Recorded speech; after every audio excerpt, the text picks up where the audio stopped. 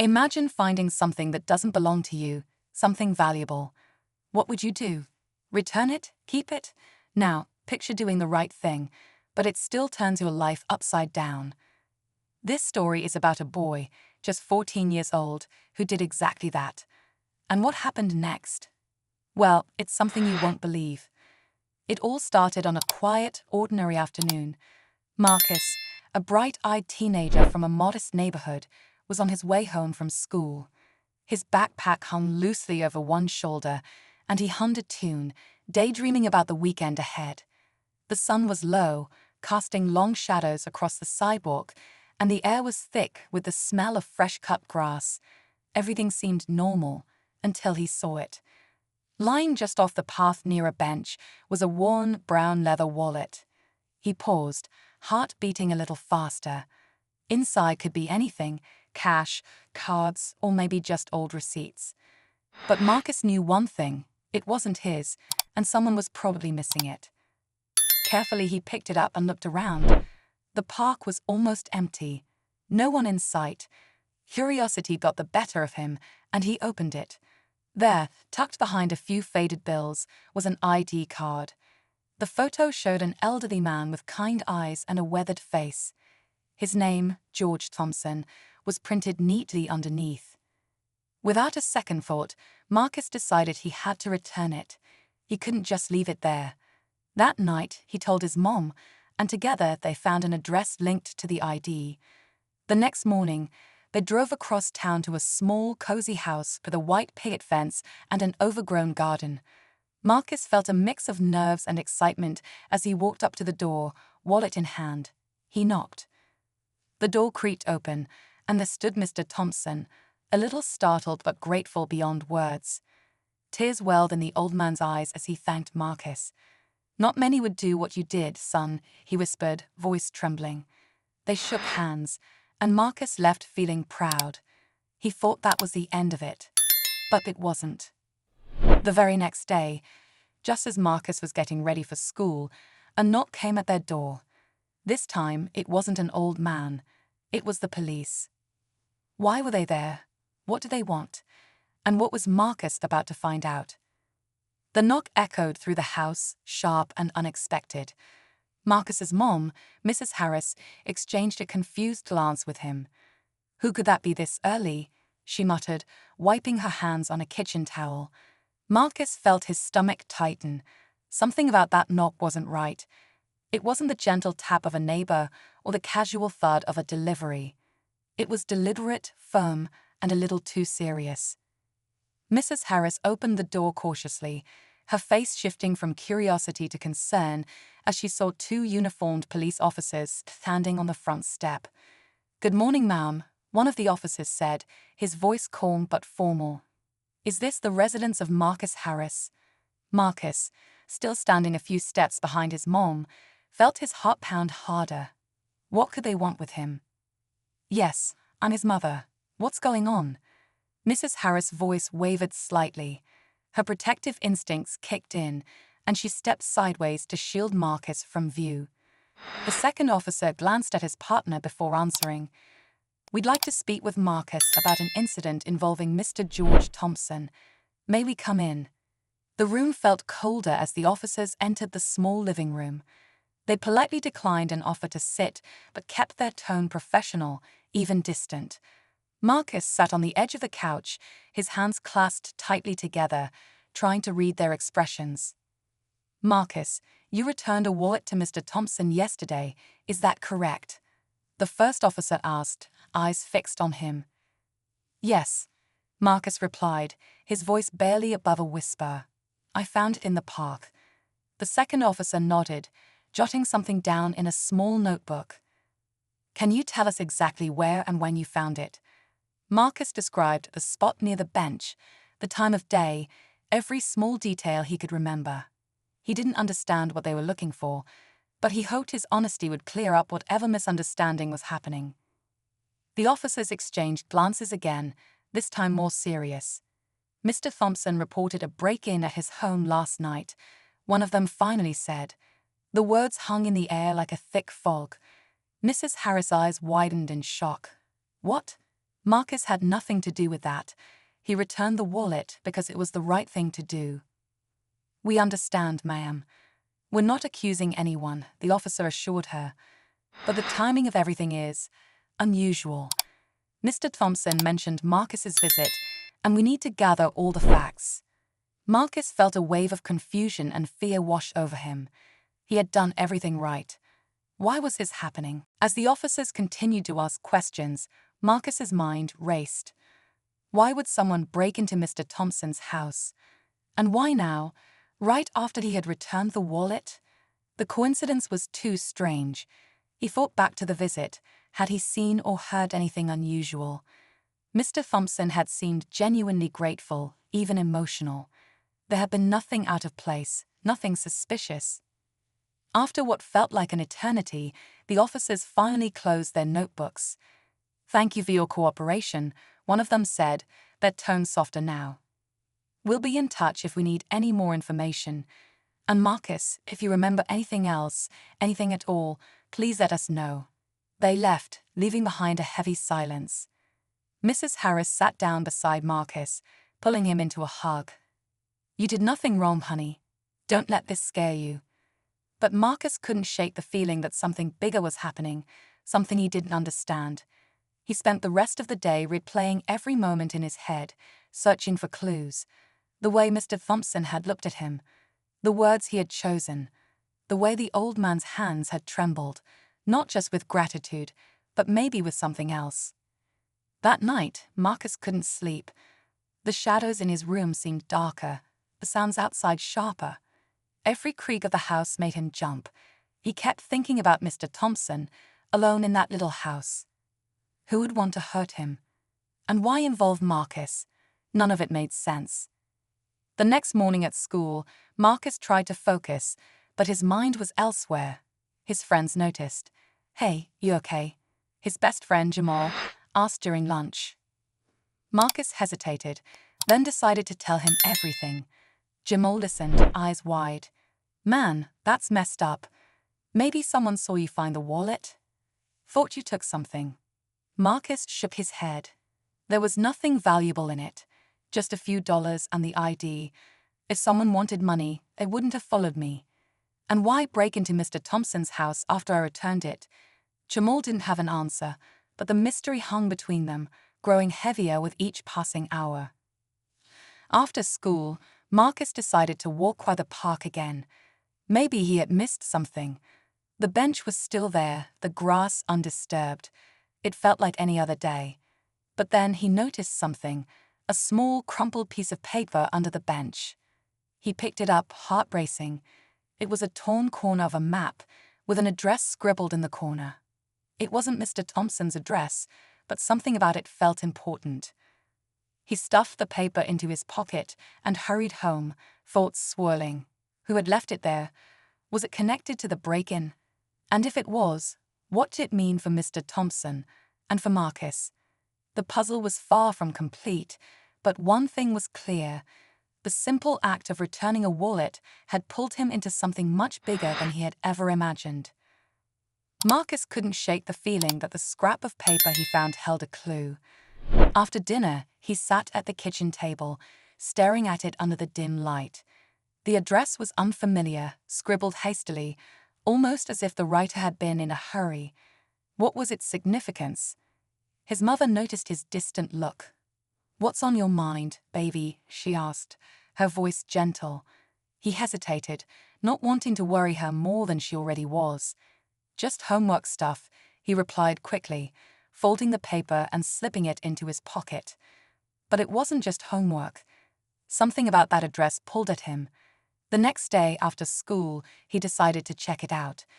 The location wasn't far, just a few streets over from Mr. Thompson's house. Jamal offered to go with him, sensing his friend's unease. "We'll check it out together."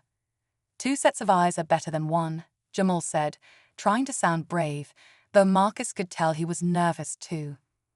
They arrived at an old, almost abandoned-looking building. The windows were dusty, the paint peeling. It looked empty, but a faint light glowed from inside. "What now?"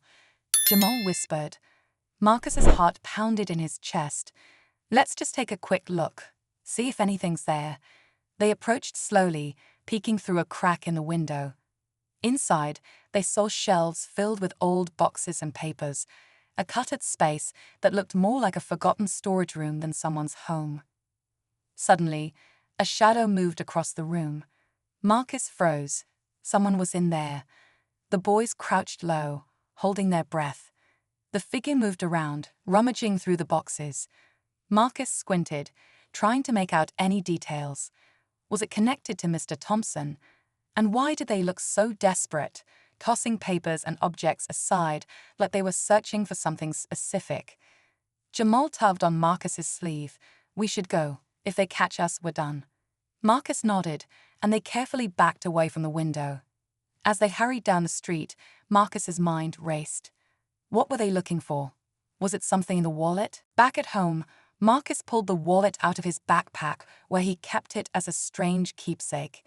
He opened it again, inspecting every pocket, feeling for anything hidden. Nothing seemed unusual, just the ID, a few faded bills, and an old receipt for groceries. But as he ran his fingers along the seams, he felt something odd, a small tear in the lining. Carefully he pried it open, revealing a tiny folded piece of paper wedged deep inside. He unfolded it slowly. The writing was faint and almost illegible, but a few words stood out: safe house and don't trust anyone. Marcus's pulse quickened. What did it mean? Who had written it? And why hide it in a wallet? He needed to talk to Mr. Thompson again. There was more to this story, and it was becoming clear that returning the wallet had only scratched the surface. The next morning, Marcus convinced his mom to drive him back to Mr. Thompson's house. She was reluctant, still worried about the police visit, but she saw the determination in her son's eyes. When they arrived, the house seemed quieter than before. Marcus knocked, but there was no answer. The curtains were drawn, and the garden, which had looked slightly overgrown before, now seemed almost wild, as if no one had tended to it in days. A neighbor, an elderly woman watering her plants, noticed them. "Are you looking for George?" she called out. Marcus nodded. "He's not here. Haven't seen him since yesterday morning. Strange, really. He always tended to his roses every afternoon." A chill ran down Marcus's spine. Where could he have gone? And why hadn't he told anyone? As they got back in the car, his mom looked worried. "Marcus, something's not right. Maybe it's time to step back. Let the police handle it." But Marcus couldn't let it go. Too many pieces didn't fit. Too many questions were unanswered. That evening, Jamal called. "I've been thinking," he said. "What if whoever broke into Mr. Thompson's house was looking for that paper you found? Maybe they didn't know he had hidden it in the wallet." The idea made sense. Marcus's mind raced. Had he unknowingly become part of something dangerous? Later that night, Marcus lay awake, staring at the ceiling. The events of the past few days played over and over in his mind. The wallet, the police, the break-in, Mr. Thompson's disappearance, the shadowy figure in the storage building. It felt like a puzzle with too many missing pieces, and somewhere, in the middle of it all, was Marcus, a boy who had just tried to do the right thing. As he drifted into an uneasy sleep, one thought kept repeating in his mind. What if returning that wallet had set something much bigger in motion, something he wasn't prepared for? Marcus couldn't shake the feeling that time was running out. The cryptic note, Mr. Thompson's sudden disappearance, the figure in the abandoned building. Everything pointed to something deeper, something dangerous. The quiet hum of the neighborhood felt different now, like a veil over a hidden storm. Even the familiar sounds of birds and passing cars seemed distant, almost eerie.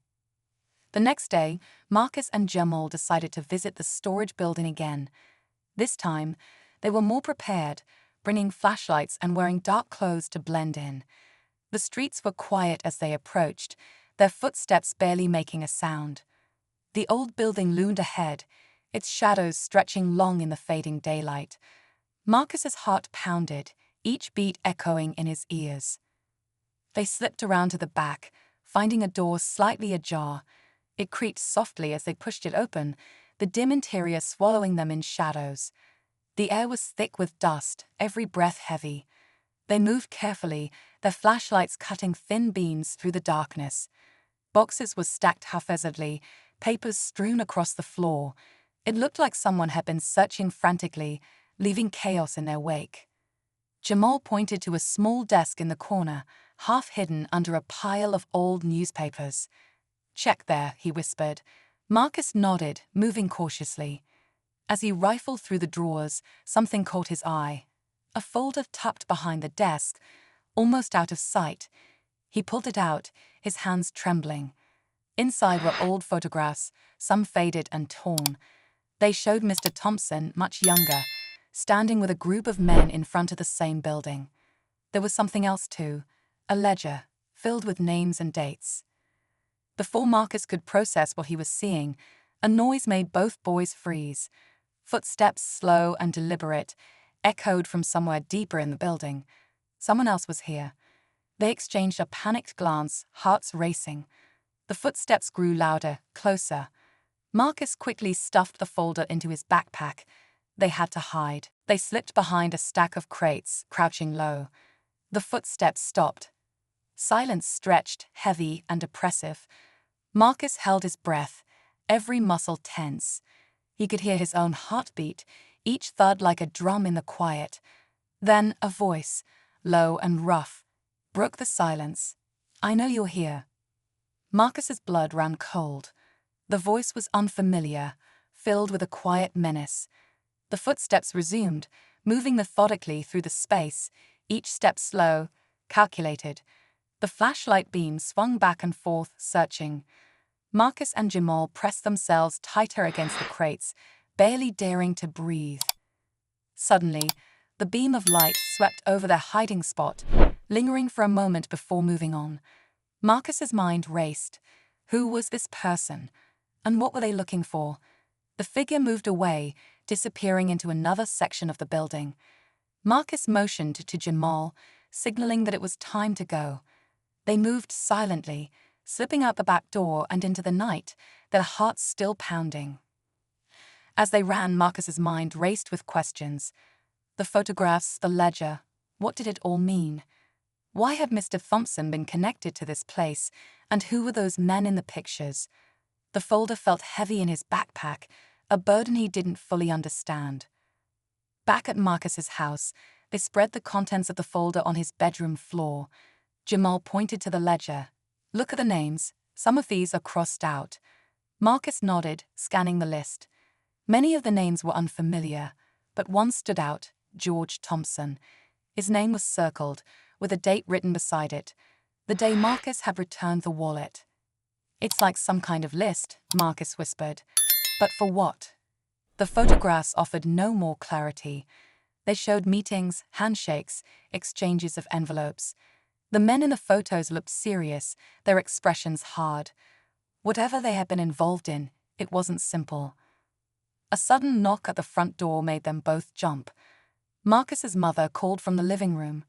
"Marcus, there's someone here to see you." His heart skipped a beat. He quickly stuffed the folder back into his backpack, exchanging a nervous glance with Jamal. They hurried to the front door, every step heavy with dread. Standing on the porch was a man Marcus didn't recognize. Tall, with a stern face and eyes that seemed to see everything. "Marcus Harris?" he asked, his voice calm but authoritative. Marcus nodded, his mouth dry. The man's gaze flicked to Jamal, then back to Marcus. "We need to talk. It's about George Thompson." Marcus's mother, sensing the tension, stepped protectively between them. "Who are you?" she demanded. The man pulled out a badge, flipping it open. "Detective Reynolds. I need to speak with Marcus alone." Mrs. Harris hesitated, her eyes narrowing. "Anything you have to say, you can say in front of me." The detective's gaze softened slightly. "I understand your concern, ma'am, but this is about a case Mr. Thompson was involved in. Marcus might have information we need." Reluctantly, she stepped aside, and the detective led Marcus to the living room. Jamal followed, refusing to leave his friend's side. "Mr. Thompson is missing," the detective said, his voice low. and we believe it's connected to something he was investigating, a group he used to be part of. We think you might have stumbled into something dangerous." Marcus's mind raced. "What kind of group?" he asked, his voice barely above a whisper. The detective hesitated. "That's classified. But know this. Mr. Thompson trusted you enough to leave you that wallet. He must have believed you could help." The words hung heavy in the air. Marcus had wanted answers, but now it felt like he had even more questions. What had Mr. Thompson been investigating? And why had he involved Marcus? The weight of it all pressed down on him, a mystery that seemed to grow deeper with every step. Marcus felt the detective's words settle in his chest like a heavy stone. "Mr. Thompson trusted you. Why him? Why would an elderly man, practically a stranger, leave a boy caught in the middle of high school worries with something so dangerous?" The air in the room felt thick, and his mind raced to make sense of it all. Detective Reynolds leaned forward, his eyes intense. "Listen, Marcus. Whatever you found in that wallet or at that storage building, it's important. More than you know. We've been tracking this group for years, but they've always stayed a step ahead. Mr. Thompson, he was once part of them, but he tried to get out. He wanted to expose them." His voice dropped lower. "Now we think they know he talked to you." Marcus's heart skipped. "But I don't know anything. Unjust." He stopped. The torn map. The hidden note. The photos. He did know something, or at least he was starting to. The pieces were swirling, almost forming a picture, but it was still too blurry to understand. Reynolds's phone buzzed, and he glanced at it, face tightening. "Stay here. Lock the doors. Don't let anyone in unless it's me or my partner." "Got it." Without waiting for a reply, he rushed out, leaving Marcus and Jamal in stunned silence. Jamal whispered, his voice shaky, "Man, this is serious. What if they come here? What if they know you have that folder?" Marcus didn't answer. His mind was elsewhere, pulling at loose threads. Something about what Reynolds said didn't sit right. If Mr. Thompson was exposing the group, why hadn't he gone straight to the police? Why leave clues in a wallet for a kid to find? Suddenly, the doorbell rang. Both boys jumped. Marcus's mother was already heading to the door. "Wait," Marcus called out, his voice cracking. She froze, turning back with a worried look. "Don't open it. It could be." His voice trailed off. "What if it wasn't the police?" She peered through the peephole and relaxed. "It's a delivery, just a package." Relief flooded Marcus for a moment, but then his mind sharpened. They hadn't ordered anything. Mrs. Harris opened the door cautiously, accepting the small box. It was plain, no labels, just their address scribbled in unfamiliar handwriting. She set it on the table. "You boys expecting something?" Marcus shook his head. His eyes were glued to the box. Every nerve in his body screamed that something was off. He approached slowly, heart pounding. Jamal backed up, his voice a mix of fear and curiosity. Don't open it." But Marcus couldn't stop himself. Hands trembling, he lifted the lid. Inside was a small, battered tape recorder. No note, no explanation. Just the recorder, its surface scratched and worn. He exchanged a glance with Jamal. "What is this?" They huddled around as Marcus pressed play. The tape crackled to life. At first, only static filled the room. Then, a voice, Mr. Thompson's voice, low and urgent. "If you're hearing this, I didn't make it." The words sent a chill through Marcus. "They're closer than I thought. Everything you need, it's in the folder. The names, the places. But there's one more thing hidden. The map. Follow it. Trust no one." The recording ended abruptly, the silence in the room deafening. Marcus's mind reeled. The map. He must mean the torn piece I found at the park. It has an address. Maybe that's where he went. Maybe that's where we'll find answers. Jamal shook his head, fear in his eyes. "Are you serious? This is bigger than us, Marcus. The police should handle it." But Marcus's gaze was fixed, determined. "Mr. Thompson trusted me. He's missing, and now I think he left this for us to find him. We can't stop now. They grabbed their backpacks, stuffing the folder and recorder inside. Mrs. Harris, sensing something serious, didn't ask questions as they rushed out the door, determination in every step. The address on the map was clear: an old industrial area on the edge of town, half forgotten and overgrown. As they approached, the sky had darkened, clouds hanging low and heavy. The building matched the one in the photos, an imposing structure with broken windows and rusting metal doors. "This place gives me the creeps," Jamal whispered. Marcus swallowed hard. "Let's find out why he sent us here." They slipped through a side entrance, the air inside stale and heavy with dust. The space was massive, shadows stretching into every corner.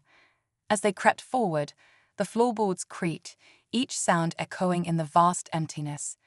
Marcus's flashlight caught glimpses of old machinery and forgotten crates, but nothing seemed out of place.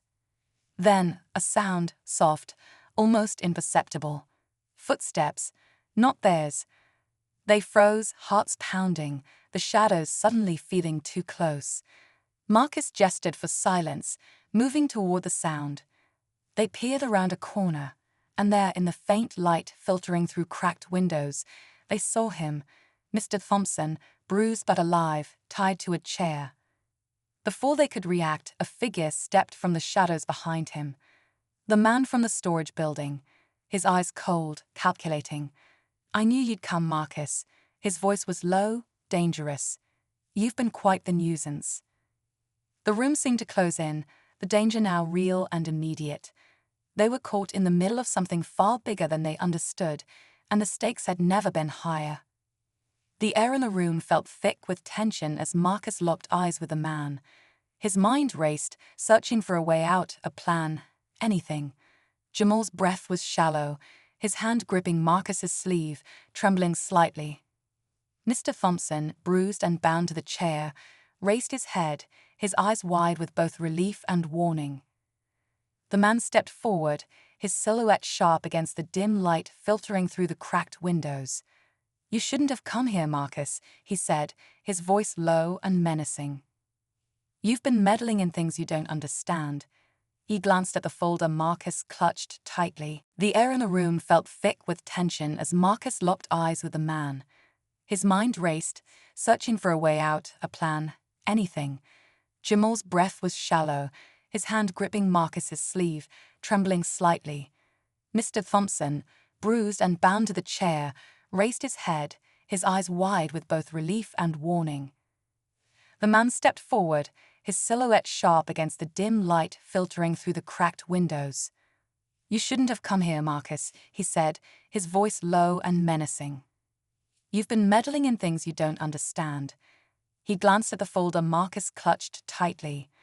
"And now you've got something that doesn't belong to you." Marcus swallowed hard, his voice steady despite the fear surging through him. "Mr. Thompson trusted me. He wanted the truth to come out."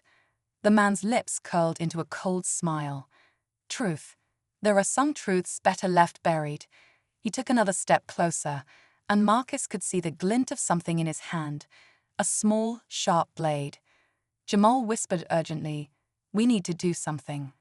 Marcus's mind flashed back to the folder, the tape, the cryptic message. There had to be something they'd missed, some clue that could help them now. Then it hit him, the hidden map. Mr. Thompson had said everything they needed was in the folder. Maybe there was more to the map than just an address. Desperation fueled Marcus as he stalled for time. "Why did you take Mr. Thompson? What does he know that's so dangerous?" The man's eyes narrowed. "Enough to ruin everything. He wanted to bring us down, to expose years of careful planning. But we can't let that happen." Marcus's fingers traced the edge of the map in his pocket. An idea formed, reckless but their only chance. He glanced at Jamal, then at Mr. Thompson, signaling subtly. Jamal nodded, understanding without words. In a flash, Marcus lunged to the side, knocking over a rusty metal crate. The loud crash echoed through the room, momentarily distracting the man. Jamal seized the opportunity, charging forward and grabbing the man's arm. The struggle was chaotic, raw. Marcus scrambled to untie Mr. Thompson, his fingers fumbling with the tight knots. "You shouldn't have come," Mr. Thompson muttered, wincing in pain. "They're dangerous." Marcus shook his head. "We couldn't leave you." The man broke free from Jamal's grip, fury in his eyes. He rushed toward them, but Mr. Thompson, now free, stood in his path. "It's over," Mr. Thompson said, his voice firm. "You won't get away with this." But the man just smiled, a chilling, knowing smile. "You still don't get it, George. This doesn't end here." He reached into his coat, pulling out a small device, a remote. "There's more at stake than you realize. And now it's too late." Marcus's heart pounded. What was he talking about? Mr. Thompson's eyes widened. He's going to destroy the evidence. The man's finger hovered over the button. "Goodbye, Marcus." A loud bang echoed through the room, a door bursting open. Detective Reynolds and several officers stormed in, their weapons drawn. "Drop it," Reynolds shouted. The man hesitated, then dropped the remote, his hands raised. Relief washed over Marcus, but only for a moment. Reynolds approached, his eyes flicking between them. "You boys okay?" Marcus nodded, his breath shaky. He was going to destroy everything. Reynolds picked up the remote, studying it. "We'll take it from here," he signaled to the officers, who took the man into custody. As they let him away, Marcus felt a weight lifting. It was over, or so he thought. Mr. Thompson, still weak, placed a hand on Marcus's shoulder. "You did good, kid. Better than I ever could have hoped." But there was something in his eyes, a sadness, a lingering worry. "This isn't over, is it?" Marcus asked quietly. Mr. Thompson shook his head. "There's always more beneath the surface. You've seen that now." As they left the building, Marcus couldn't shake the feeling that the fight wasn't finished. There were still pieces missing, still shadows lurking. And in the back of his mind, one thought haunted him. What if this was just the beginning? As Marcus and Jamal stepped out into the fading light, the events of the day weighed heavily on their minds. The old industrial site, now swarming with police officers and investigators, felt like a scene from a movie, a world away from their usual reality. Marcus watched as Detective Reynolds spoke urgently into his radio, the captured man being escorted to a waiting car. The tension in the air was thick, but there was a strange sense of calm too, like the eye of a storm finally passing. Mr. Thompson leaned against the side of an old police car, catching his breath. His face was pale, his eyes distant. Marcus approached him, a million questions swirling in his mind. "What happens now?" he asked softly. The older man looked at him, a faint smile playing at his lips. "Now the truth comes out. The police have what they need. That ledger, those names, they're going to bring down more than just that man." Jamal joined them, still shaken. "But why didn't you go to the police sooner? Why involve us?" Mr. Thompson's eyes softened. "Sometimes the system is slow to trust. I had to be sure I could get the evidence into the right hands. And you too. You reminded me of what it means to do the right thing, even when it's hard." Marcus frowned, trying to process it all. But what were they doing? What was that group? Mr. Thompson's gaze hardened. It started years ago. A small group, cutting corners, making deals in the shadows. It was about power, control. At first, it seemed harmless, just business. But it grew into something dangerous. People who got in their way disappeared. I got out, but I knew too much. They couldn't let me walk away. The weight of his words settled over them. Marcus had known this was serious, but hearing the full scope of it was overwhelming. "And the wallet?" he asked. "Why did you leave it for me?" Mr. Thompson's smile was sad. "You reminded me of myself when I was younger. Determined, honest. I didn't know who else I could trust. I thought, maybe you'd figure out the pieces I couldn't." Detective Reynolds approached, his face lined with fatigue. "We're taking him in. It'll take time, but this should break their operation. You did good, Marcus. You and Jamal. But you need to stay out of it now. Let us handle the rest." Marcus nodded, the relief starting to settle in. They watched the police cars pull away, The man who had threatened them now just a shadow in the back seat. The sight grew quieter, the echoes of the past fading into the evening. Mr. Thompson placed a hand on Marcus's shoulder. "You've done more than you know, kid. Go home. Be a kid again." The walk back felt different, lighter, yet somehow heavier too. The streets, usually so familiar, seemed to hold new secrets. Jamal broke the silence first. "Man, that was intense. I can't believe we were part of something like that." Marcus nodded. "It feels like we woke up from a dream, but it's real." They reached Marcus's house, the porch light casting a warm glow. His mother stood in the doorway, worry etched on her face. When she saw them, she ran to pull Marcus into a tight hug. "I was so scared. Detective Reynolds told me some, but," she trailed off, tears in her eyes. "You're safe now. That's what matters." Inside, everything felt the same but different. The ordinary world they knew had been shaken, yet it had somehow returned to its normal rhythm. They sat in Marcus's room, the folder and tape recorder on the desk. Marcus opened the folder one last time, tracing the names and photos. "These people, their lives are going to change because of this." Jamal nodded, his voice thoughtful. "It's like we were part of something bigger. It wasn't just about us." Marcus looked out the window, the street quiet again. "Mr. Thompson trusted us, and we didn't let him down." As they sat in silence, the weight of it all began to lift. The danger, the fear, it was over. But the lessons they'd learned would stay with them. They'd faced something far beyond their years, something that had tested their courage and their friendship, and they'd made it through. The next day, life moved on. School, homework, the everyday routines that had once seemed so important now felt different. Marcus found himself watching the world more closely, seeing the shadows behind the ordinary. He knew now that things weren't always what they seemed, but even the quietest streets could hide secrets. A week later, there was a news report. The group had been exposed, arrests made across the city. Mr. Thompson's name wasn't mentioned. He had asked to stay out of the spotlight. But Marcus knew. They both did. The real heroes sometimes stayed in the shadows. As they sat on Marcus's porch, watching the sunset, Jamal spoke quietly.